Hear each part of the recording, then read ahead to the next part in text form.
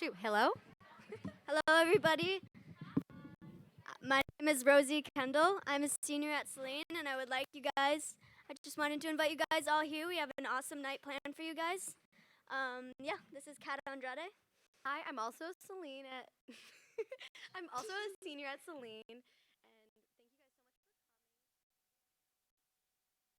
Start you off with by our favorite neutral zone member. We're not biased at all, Mooney.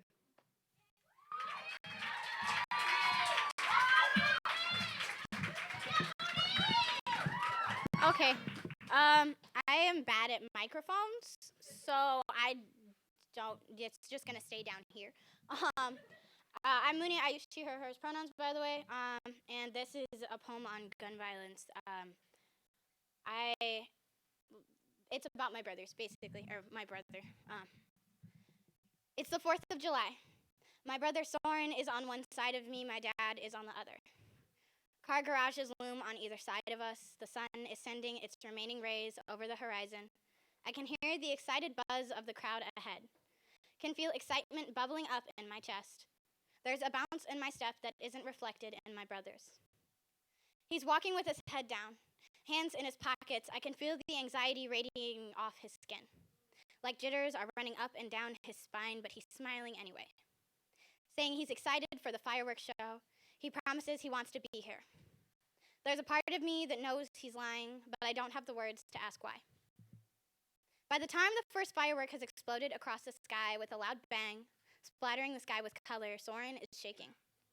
His hands are over his ears, hunched over on himself. I can remember running my fingers through his hair, putting my arm around his shoulders. I'm old enough to know a panic attack when I see one, but not old enough to understand why. My dad takes us inside, and we're watching the fireworks on a TV on a couch that feels like it's about to swallow me whole. Part of me wants it to. Wants it to suck me in and spit me outside under the stars, with the fireworks and the loud bangs that don't fill me with fear. But Soren is still holding my hand, struggling to fill his lungs with the air that escaped his earlier. There is no sound from the TV, just his heavy breathing. Just the sound of my voice, obnoxious, asking when we can go back outside. Because to me, the fireworks are just fireworks. I'm 16 now, and I no longer question why we spent every 4th of July inside after that year. Why he curls in on himself at too loud of a bang, why I had to comb through his thick hair with my fingers, why he crushed my hand in his. Because there was a time when he heard gunshots every night, when a bang didn't mean a firework, and I was awarded the privilege of not needing to understand.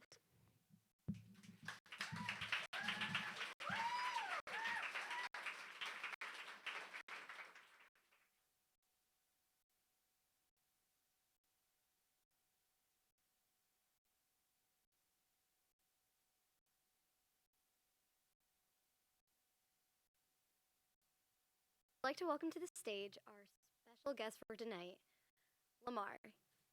He's a project coordinator for B.R.A.V.E, which is an anti-gun violence group based in Chicago. We'd also like to welcome to the stage two former student and student from Marjorie Stoneman Douglas High School in Parkland, Florida, Alex Wind and Sophie Whitney. They co-founded the March for Our Lives movement as well.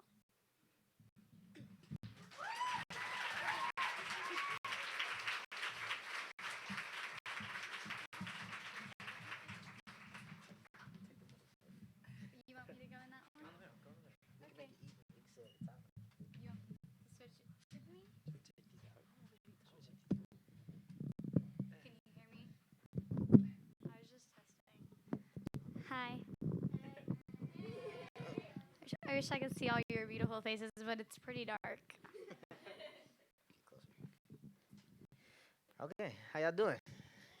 Y'all good? Okay, cool. You all want to start first, or you want me to do it? I can start. Ladies first. Hi, I'm Sophie. I'm 18. Hi. This is so much. I can see you guys now. Wow, there's so many people here, and they're all young people. This is so different than last night when we were talking to a bunch of old people. You're the most beautiful woman I've ever seen. Okay, back on topic. I'm 18. I graduated from Stoneman Douglas last year, and on February 14th, which was 9 months ago yesterday, there was a shooting at my high school, which left 17 dead and 17 injured.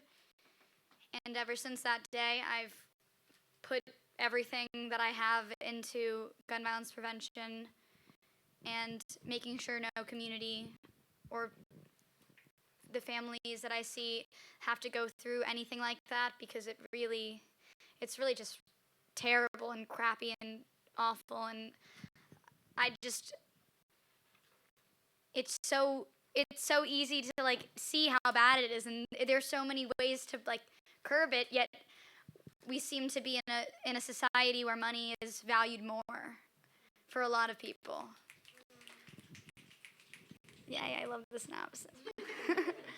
Yeah, and on March 24th, I don't know if you guys know, there was like a march.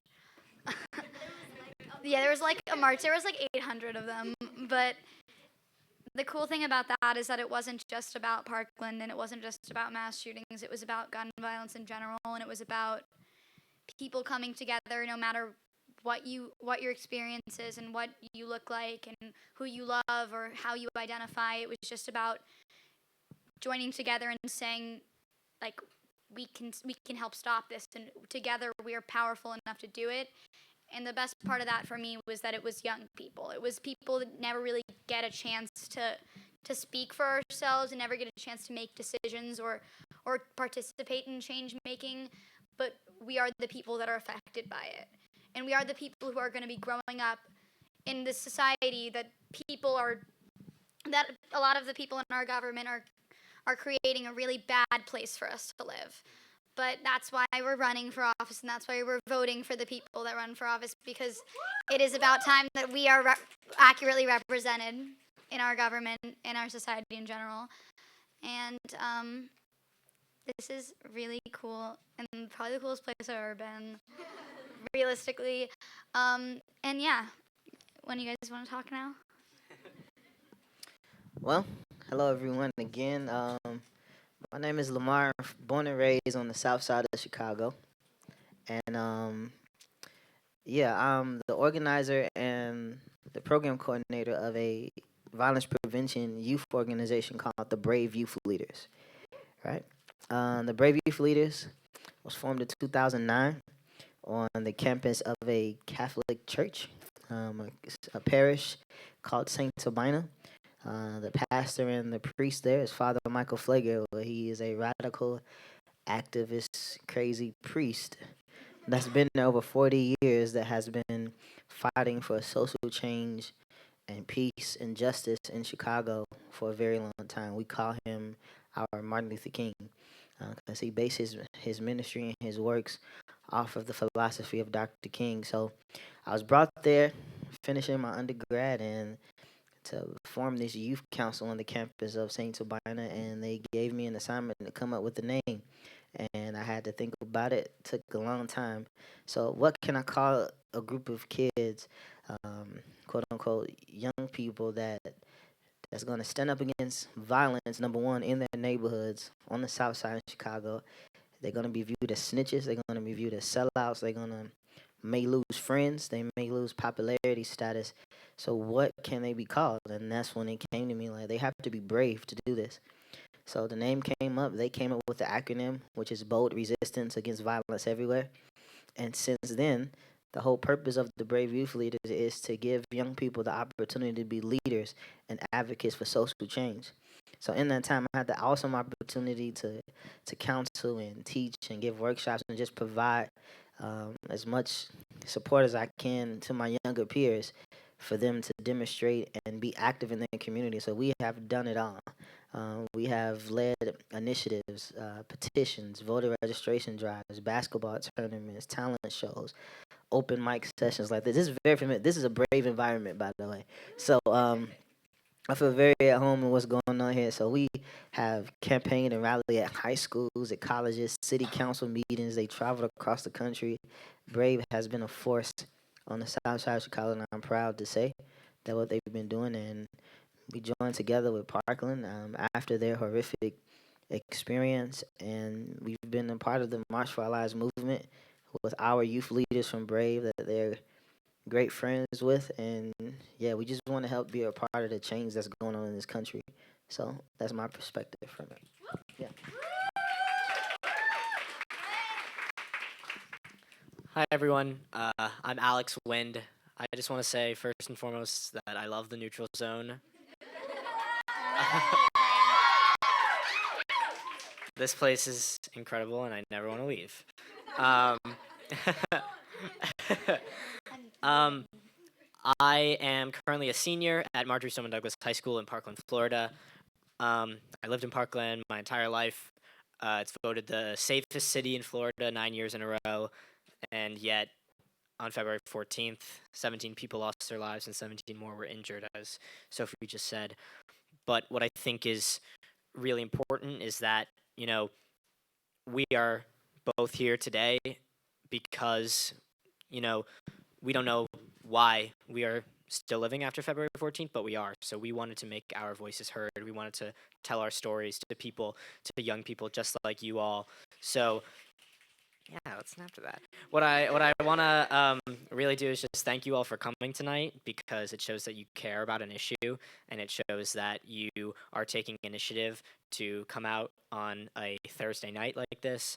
Um, and I think that all the activism work that you are doing here today is great. And what I want to see more of is I want to see the youth involved more in politics in general, not just activism. What I mean by that is putting pressure on the politicians that they vote into office, eventually running for office when they feel that they are ready to, because we, as youths, are the mass shooting generation. We are the people that are not surprised when we wake up and look at Twitter or look at Facebook or look at Instagram or look at the news and see another mass shooting, because we are saying we have grown up in this culture of violence, but we are also going to be the people that are going to be the ones that stand up and say that it's not acceptable for our children. And what I think that, you know, the reason that I wanted to be a part of this movement and the reason that I wanted to be engaged is because I don't want people to experience what we have experienced. And I also want to thank Mooney for sharing that incredible poem, because I can definitely relate to that, and I know that a lot of people that have that are active against gun violence is because of personal stories. It's because of, you know, what they have experienced or what their friends and family have experienced. So I want to thank you again for sharing that with everyone here. That was incredible. And I again want to thank you all for coming tonight, and I'm ready to get this started.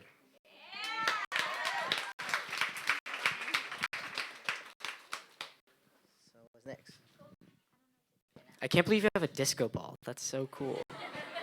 When you said like they come out on the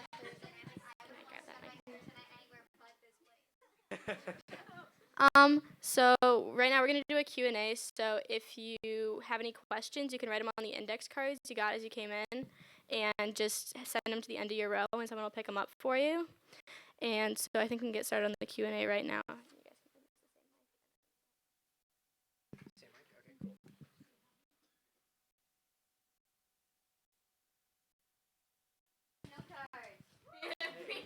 Oliver? Yeah, you can head on up there and ask that question. Go ahead, yeah. Oh God. So I have the first question, and it says, what do you think that we can do to change the values of our society so that people don't shoot each other? That is a very good question.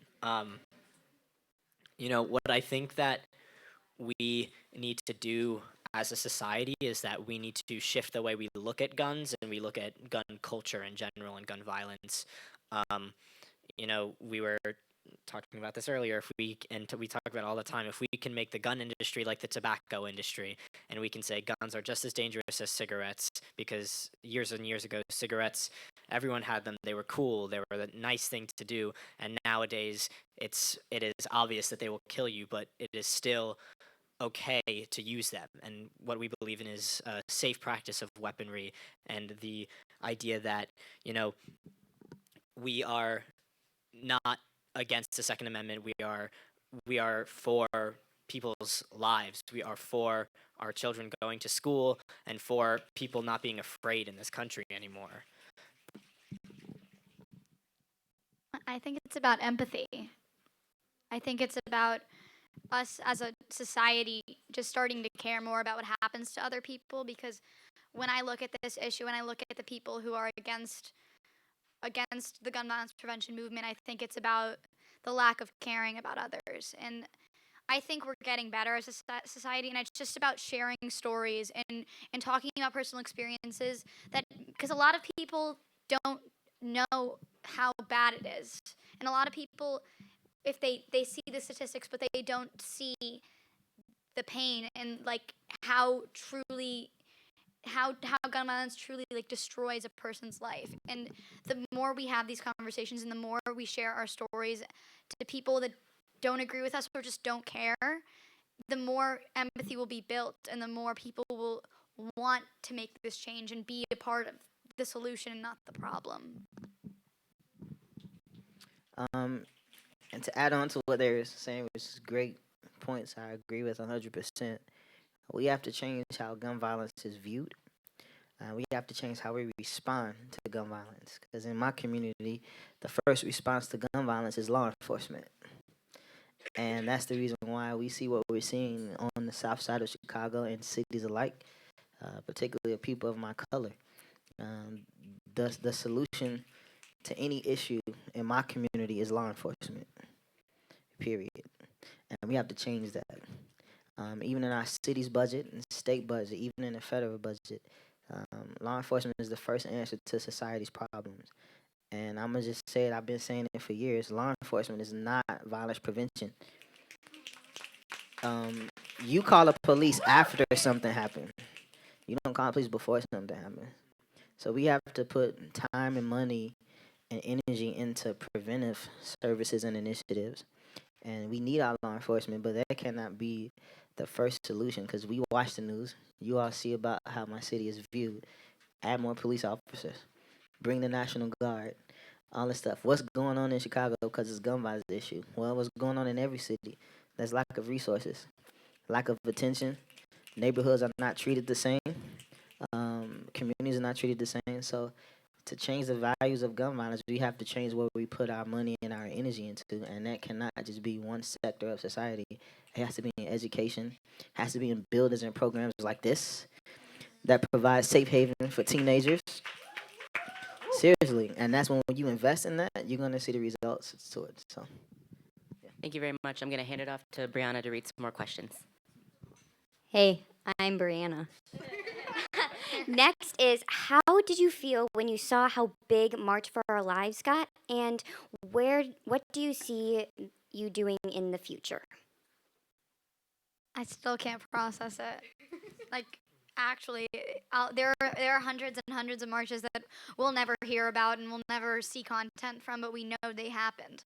We think there was one in Antarctica, but we haven't heard back from the penguins yet. So, and as for the future, it's hard because gun violence prevention is like Lamar says, it's a marathon.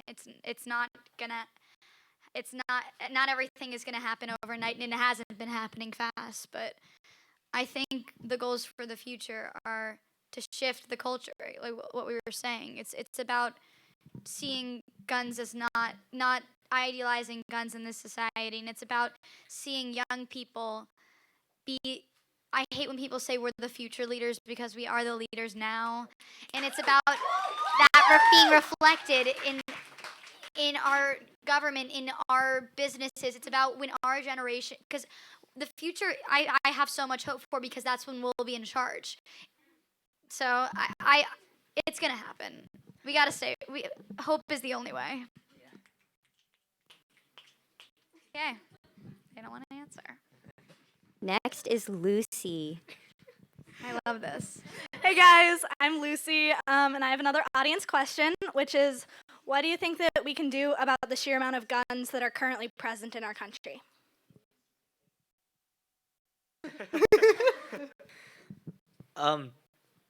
Yeah, I think it's a really big issue, the amount of guns currently in this country, and we look at statistics, and a couple years ago, Virginia, the state of Virginia, actually implemented a one gun per month policy, except if you were a certified gun collector. And what that means is what that did was that it decreased gun violence not only in Virginia, but in all the other surrounding areas. Because what happens is that when one state has loose gun laws, and I know Lamar can talk about this too, what happens is that people cross state lines, people cross city lines, and they go and buy crates, hundreds and hundreds and hundreds of crates of guns, and they just cross right back in and start selling them like it's nothing. So what we need to do is that if states implemented one gun per month policies like in Virginia, what happened was is that when leadership changed in Virginia, that policy was repealed. Gun violence went up about 200% in all the surrounding areas. Yet still, they don't go back to it. Other states don't look at that and say, maybe that will make gun violence go down, because it's proven to be true. What happens is that we need to put pressure on especially our local politicians and our state politicians to really enact the change, because something like that at a federal level, it needs to be addressed. But if we can get this state to do it, and then this state to do it, and then this state to do it, what happens is that it creates a chain effect, which is like what happened with gay marriage legalization and other things like that. And I see it happening more and more with other issues coming up, is that if we can create a chain effect with multiple different state levels, then I believe eventually things could go better on a federal level. Yeah, that was great. So to add to that, you have to add accountability with the profit that guns bring. So just to face reality, guns are not going anywhere in America because that's big business, and America loves money. So, so you got to add accountability to it, like when they did with prohibition, and then eventually they did it with alcohol and tobacco. Like it's a big industry that brings business, but where there's no accountability, you see this stuff. Like Alex alluded to it in the last panel discussion we had. You would think that the gun firearm database was electronic and digital, but it's not. It's like it's like trailers and crates of files, folders that keeps record of every gun in this country. And it's crazy. Like everything is electronic, and like if the police pull us over, they can run your name on a computer inside their car. Why we cannot do guns the way we do cars? It's one initiative we pushing. Title guns like a car. I said in the last one, like if you title a gun like a car, make it accountable as a car. If I buy a gun and sell it to you, and you do something illegal with it, but you didn't change the registration over to me or the title or something that's formed like that, I'm held accountable for it. It's too many times where guns in Chicago are being picked up from the streets and there's no accountability. And the police department will tell you there's no accountability for it. We're picking up these guns, but we're not picking up the people that own these guns. And that's what America has to take accountability for what's going on. So. Cool. Thank you. All right, next we have a question from Claire. Hey guys, here's Claire with another audience question. After the shooting, how did you want parents and peers to support you? Did you want to hear everything will be okay? That's an interesting question, because everything wasn't okay. Like everything was total shit. But you can't just brush something like this off. Like nobody was telling us it was okay and it was gonna be okay, because we were trying. At least this is like a personal thing, so I'm just gonna answer it for myself. I wanted to be surrounded by the people that went through it too, because when something like that happens, it's really hard to talk to someone who has no idea what's going on and wasn't there. And I mean, personally, like I couldn't imagine talking to a therapist about it because they weren't there. Like surrounding myself with my friends who I was in the room with at the time, and surrounding myself with my friends who were there that day, they were my outlet, and they were the people I talked to. Everyone else, like, I can't say that word. Whatever. You know what I mean. You want to talk about it? Yeah, sure. So, what I think is really important is that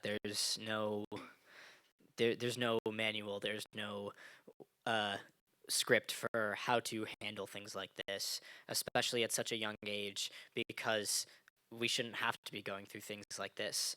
Um, I think that when talking about, adults and other peers support system, what I think is important for adults, if when you see youth-led movements like this, it's because of the youth. These things would not be existing without the youth. March for Our Lives and B.R.A.V.E. and all these other organizations that exist. So I think what's really important is that, if you are looking to support the youth, you really need to be that. You really need to be a barrier, not a barrier. Really need to be support for the youth, but you can't be taking the lead. You can't be holding the driver wheel, because what's really important is that you want to make sure that you are supporting and you are not leading. Right. Hi, guys. This is a question from Clara and I from WYI. How would you respond to people who are afraid that this movement is trying to repeal the Second Amendment?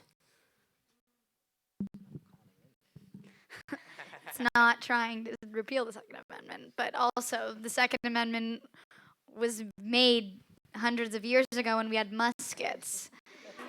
Like, would you consider an AR-15 part of a well-regulated militia? Like, a single person with an AR-15 that's not in a militia?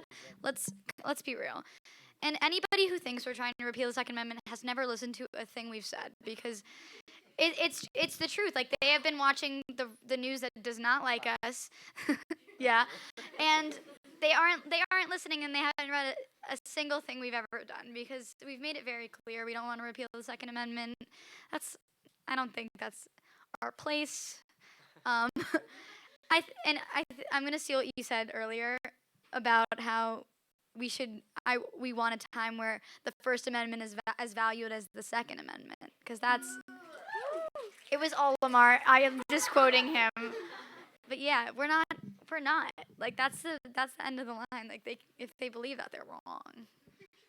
I think another really important thing is that everything that we advocate for has something that is either already in effect in another state or something that was in effect federally. So nothing that we are advocating for infringes upon the Second Amendment, and that's been proven by multiple judges, Supreme Court, federal court, circuit court, state courts. So you can see that what we are advocating for is not repealing of the Second Amendment or anything like that. We are advocating for gun violence prevention, and it's as simple as that.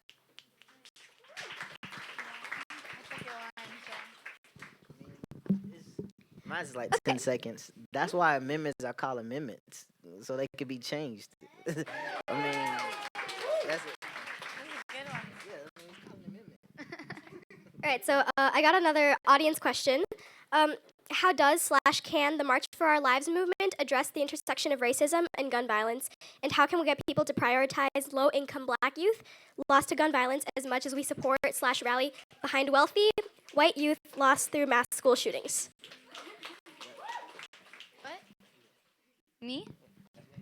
I mean, we've been trying. Like, we've been doing our very best. We've been traveling and we've been building coalitions with groups like B.R.A.V.E. and trying to not speak for the Black youth and the people that live in low-income communities that face gun violence every single day. We've been giving them the opportunity to speak and sharing, because a lot of people, the media likes to focus on us. And I wonder why, because we're white. And it sucks, and I'll never understand that. I'll never be able to grasp it, because it makes no sense to me.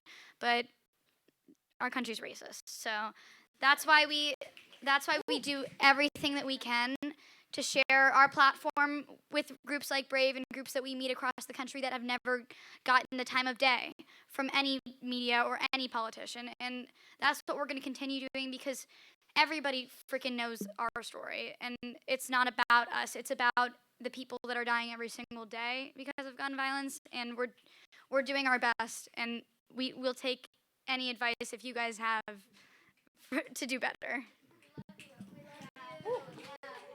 What really what really scares me about this country is how much people don't like to listen.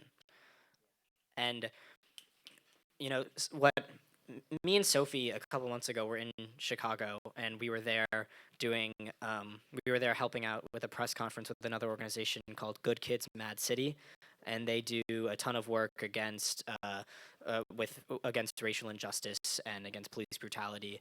And we were there protesting at City Hall with them against the death of an unarmed black man. His name was Maurice Granton Jr. And what happened is that the second we got there, the press started asking us questions, and they said, and you stand with the kids from Good Kids Mad City? And I said, and we were like, yes, we're here. Obviously, we stand with them, but they weren't asking them questions about why they were actually protesting. They weren't asking them anything about what they were doing. And I think that it really changed my perspective a lot about, how the media, I knew a while ago, but how the media views kids in general and youth in general is terrible. And I think that how the media addresses minority youth, especially in these underfunded cities, is absolutely terrible. The way that every time gun violence happens, they like to point fingers and they like to say gang shooting, gang related. But I don't know how when someone dies in their house, it's gang related. I don't know how when someone dies on church grounds, it's gang related. So what I think we need to do is that we need to open everyone's eyes to the injustices going on in other cities, because what happens is that if the media isn't going to listen, we need to get every single citizen of this country to listen across the United States, because even shootings like Thousand Oaks, like Tree of Life in Pittsburgh, like Las Vegas, these shootings don't get coverage. They get coverage for about a week and then it goes away. The shootings in Chicago, the shootings in Oakland, the shootings in Baltimore, they don't get coverage, period. So we need to shift the way that everyday shootings are viewed versus how mass shootings are viewed, because it's terrible. And that's it's so hard when, I can't say that we can't say that we have an answer to how to fix that. How do we make people care? How do we make people listen? It's really hard, but we have to hit people with these personal stories. We have to make people know. We have to be loud and we have to be active. And I think that is the most important thing. Yeah. Give it up for them. They are dope, man. Seriously. And I'm gonna say this quickly. Like 20 years ago, you'd probably been nervous about having this conversation. 50 years ago, this definitely would have been forbidden. And something that's different about this generation today is that they're doing something that our predecessors was either scared or forbidden to do. You'll never see a white kids and a black kid sitting on the stage together talking. You wouldn't see that about gun violence and injustice, right? So the fact that this is happening and the multiple colors that's in the room, whether you're black, white, gay, straight, it doesn't matter. Left, right. The issue in America that's going on with everyday shootings and mass shootings is that in America, young people are killing young people with guns. And you have to address it. Whether a kid comes into his classroom and shoot up the hallways, or whether it's a 16-year-old boy in the hood that's retaliating, well, it may be gang-related. Here's the thing that really bothers me and pisses me off about Chicago violence. Our clearance rate of our shootings is 83% unsolved in 2017. But when you get on the news, they say gang-related. So here's my question. How in the world can you know if it's gang-related if you're not solving the case? So the judgment that comes with it is ridiculous, and the assumption that comes with it is insulting. So I just wanted to add that to what they're saying, that it's very important that we just join together and deal with the issue with it, period, because young people are killing young people with guns in this country, regardless of the context. So. Okay, that's a wrap for our Q&A. Thank you guys so much for coming up on the stage and answering our questions. Thank you, guys. I got it.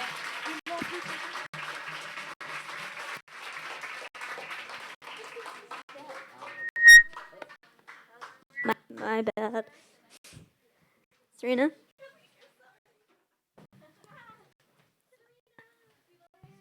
So thanks again to the Parkland kids and our leader of B.R.A.V.E.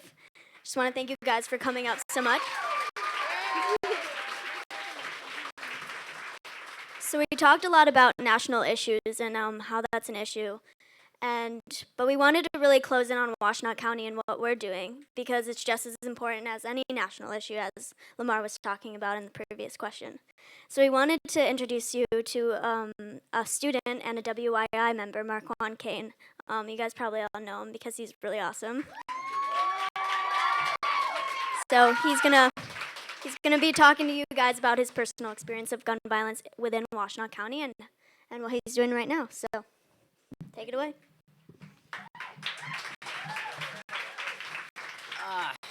What up, everybody? How's everybody doing? Good. I want to say that I'm extremely grateful to be here, to be able to speak, to be able to witness this moment in history with you, and alongside with the Parkland in Chicago youth speakers who are here with us today. So can we have a round of applause for them?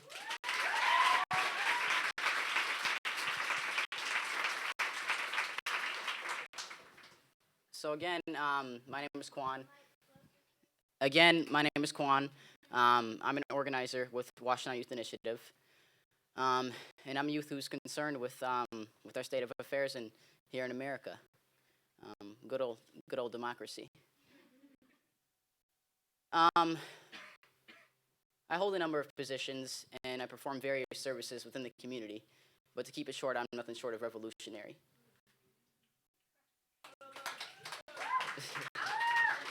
I knew he was going to say that. Mario, man, that's my guy.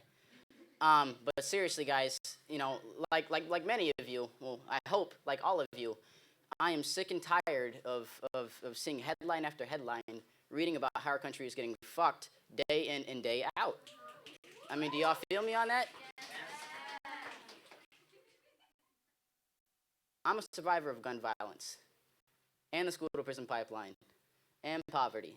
But look, you don't got to be in my shoes or the shoes of Chicago youth or Baltimore youth or Philly youth or Compton youth or any youth who are impacted by gun violence or anyone who's impacted by gun violence to know and understand that these are hard times we're living in our country. I mean, for real. We got churches burning and schools being shot up and bombs being shipped to elected officials all over the country. I mean, it's just like headline after headline. We're seeing it, we're getting shocked, and it's going away. Well, I'm tired. I'm tired of being tired, but I refuse to become desensitized. I refuse to turn my head and look the other way, to just say, oh, well, yep, there's that happening again. I mean, it's crazy to the point where we've gotten where I won't even get into our state of affairs and politics. I'll keep it to the event. But basically, I'm a youth who's concerned, and I'm here today to raise my voice to tell you all to do the exact same thing. Where you stand in youth will determine where you will sit when you are older. It is time we stand up. It is time we take righteous steps because it is us and it is our future. It is our present. I mean, for real. It's not just about our siblings and our children and those who will come way after us. This is our world and our reality right here and right now.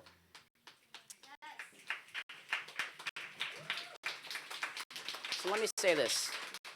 You've probably heard this a number of ways, but I am just one man, one voice, and I have one vote. But together we are strong. Together we are the revolution. Together we are a megaphone, a microphone. Together we are democracy. Can we fucking act like it?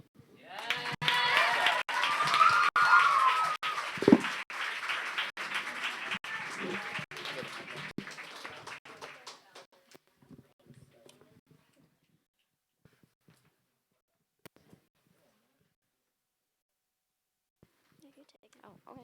There's another one right there. No, it's okay. You take it. Okay.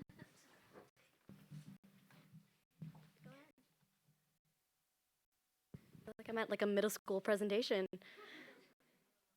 So, Rosie and I are up here to talk to you about WYI and our past and our accomplishments. Yeah. So sorry guys. So Washtenaw Youth Initiative is basically an initiative created by a pioneer senior of last year, Emma Roth. You guys probably know her. Yeah, she's awesome. So basically, after Parkland, she came to every school district in Washtenaw County, and she said, there's enough. We need to form an initiative of students in our county because this is prevalent and this is happening, whether it's Ypsilanti or any other school, and we need to be here and we need to speak for our peers. So basically, she came and we all came together right in this room, sitting on a gym floor, and we talked about what we were going to do. And what we were going to do ended up being a walkout. And that walkout was of 800 students in Washtenaw County that formed in one of the parks in Ypsilanti. And I don't know if any of you guys came to it, but it was pretty epic. Yeah. Yeah. I spoke at it, Kwan spoke at it, everybody in WII and every other organization at Washtenaw County, they all spoke at it. And we haven't stopped since that walkout. And I want you guys all to know that you are welcome. And you guys are able to start this initiative, whether it's your first day or your 9-month period with us. So, yeah. It's funny to think how actually in that like one spot over there where like the paint kind of chipped off, like around that area we met. And we were just kids scared.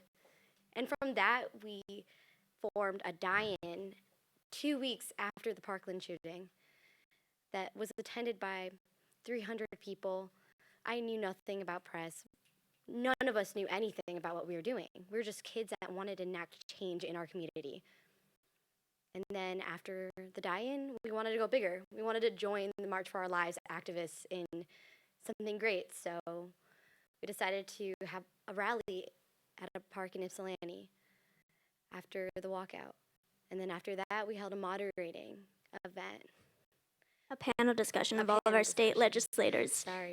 And we spoke to them and we held them accountable for the actions that they were making within the state. And we basically said, what are you doing for us? What are you doing for the youth that comes to Neutral Zone every day? What are you doing to the youth who isn't at the Neutral Zone every day? What are you doing? And we got responses, and some of them stayed quiet, and that's the midterms for you. But the thing is, we don't stop. After that, we held voter registrations. 75% of our group members can do voter registrations, and most of us can't vote. So, and this is one of our more recent events. And after this, we invite you guys to come to our next meeting so we can get more members and we can extend further and only reach higher and higher and get more support from our community and other communities within Michigan. So you should have picked up a flyer at the beginning, and if you didn't, you can obviously pick one up. It's an invitation to every student to come to our next meeting this Sunday. We're basically going to be talking about who we are, our next steps towards what we're going to be doing, and yeah, so make sure you get that, and you can talk to any of us after the event. Now we are going to be wrapping up the event. I just want to thank you guys all for coming out. It's really inspiring. Wait, no? But we'd like to leave you with some final words about our future goals and our future plans. What's going on? We would like to invite Clara and Zainab to the stage. Take it away. Make sure to say things. All right, it looks like I'm too tall for this microphone. Okay, but we're gonna sit. Right. It's fine. Hi guys, we're Clara and Zainab. Clara, could you explain a little bit about what you do in WII? Hi. So, first of all, I really do want to thank, again, Lamar and Alex and Sophie for being here. It's really amazing that, like, we actually get to collaborate with, like, Parkland and B.R.A.V.E. on this. It's kind of a fever dream, but it's really great. Anyway, my name is Clara. I'm an internal organizer. Zainab? I am an external organizer, basically. I deal with the public, our community, and the press. Okay, so basically, as Rosie and who else was it? And Kat said before, we have a new member meeting coming up on Sunday, December 2nd. Also, credits to Matea Turen for making the flyers for us constantly.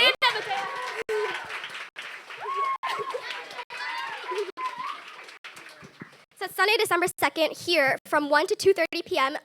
You all should have received a flyer by now. If not, please do. We really need new members, and we really want more representation of people in and around Washtenaw County. You know, we both represent several groups that stray from, like, you know, the expectation of, like, white, cisgender, upper class, you know, Ann Arborite. So, So basically, we want to keep expanding this group, but we also want to keep representation in mind when expanding this group. Gun violence is an incredibly whitewashed issue in this country, and we want our group to be as inclusive and representative of the issue itself, because without that representation, we are nothing. We are nothing without all of you. And in that general vein, we want to get feedback from you guys. So back there, we have something that we called a change wall, and there are some Post-its there. So if you'd like to see or give us feedback, or tell us what we can do better, or tell us how you would like to help us make things better, please put your comments on the back wall over there. We would love to have you and listen to everything that you have to say. Like Zainab said, we are nothing without you guys and all our members. So thank you so much for that. Right now, I will say that a major goal of ours is to end performative activism. For those of you that are unfamiliar with the term, it basically means activism to look good, activism for your college apps, activism so your friends think you're cool, activism so your white friends, or no, your POC friends, that you're not a total racist. So, of course, nobody in this audience would identify with that, right? Yes. We want to enact actual change. We do not want to look good while doing it. We want to encourage people to follow in our footsteps, but we do not care about ourselves and our reputation in the process. We only want to benefit our current community and the future communities. Yeah, that's about it. Okay, and like on a less important but also very important note, we also really would like to thank people who financially contribute to WYI. We can't do a lot without you guys and your support. So there is a donation table in the cafe area. Please consider making a donation. We are a very grassroots organization who, we need money to like send people to Lansing and to be able to host events like this. So if you would consider making a donation on your way out, we would be really grateful for that. And yeah, I think that's it. We need new ideas. We are always open to new ideas.